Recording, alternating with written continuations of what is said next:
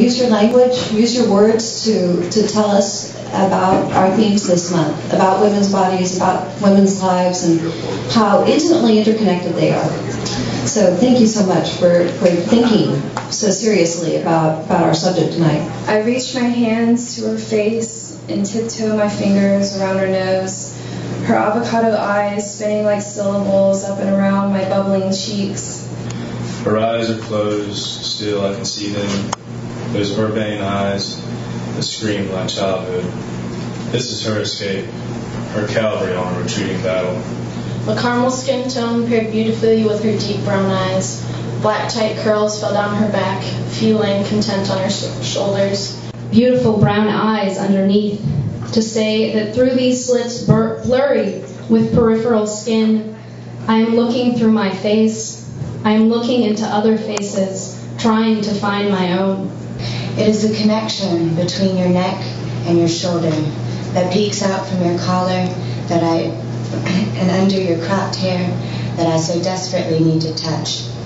Bright blue, pink, black, and yellow punk plastic bracelets covered her fragile wrists. Silver glitter eyeshadow illuminating the happiness in her soul. But you plucked my heart from the heavens, pulling the free-thinking organ into your own chest, so you and I will never have to be alone.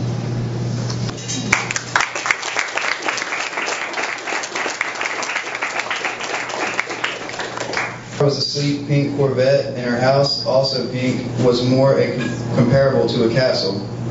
A perfect plastic princess, her body of curves, an impossible ratio of big bulging breasts, an unattainably tiny waist, and legs to her shoulders.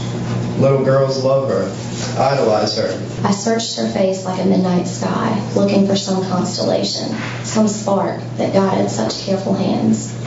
Her cheeks were full and blushing like two ripe peaches.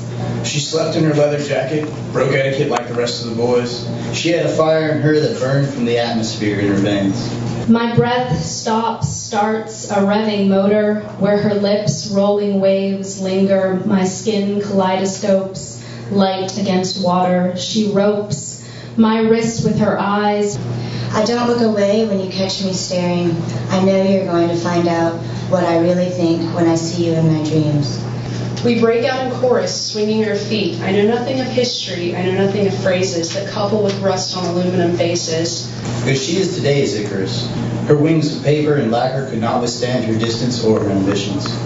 Her teeth come out my bleeding gums. I pull open my mouth to find her tongue. We breathe oxygen to fill our lungs with air. We speak in an off-tuned chorus.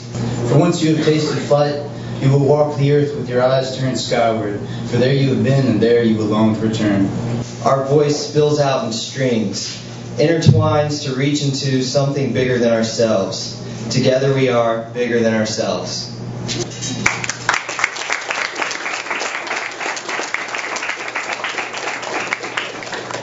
No more liquor bottles. They died with her husband 5 years ago. Her seasoned green eyes followed the milk as it filled her measuring cup, stopping at a tiny red line. I understand what a grandmother does while alone, should never drill potholes in the edges of bone. The old house had grown louder, angry perhaps with the absence of children's feet tickling the hardwood floorboards. Pressing my bare toes against her kitchen floor, I gripped the edge of the countertop with floured fingers, peering through the glass bowl at her steady, freckled hands. The trees that once lifted her up, high above the earth, showing heights she had the potential to reach, no longer shaded her from the heat of the sun.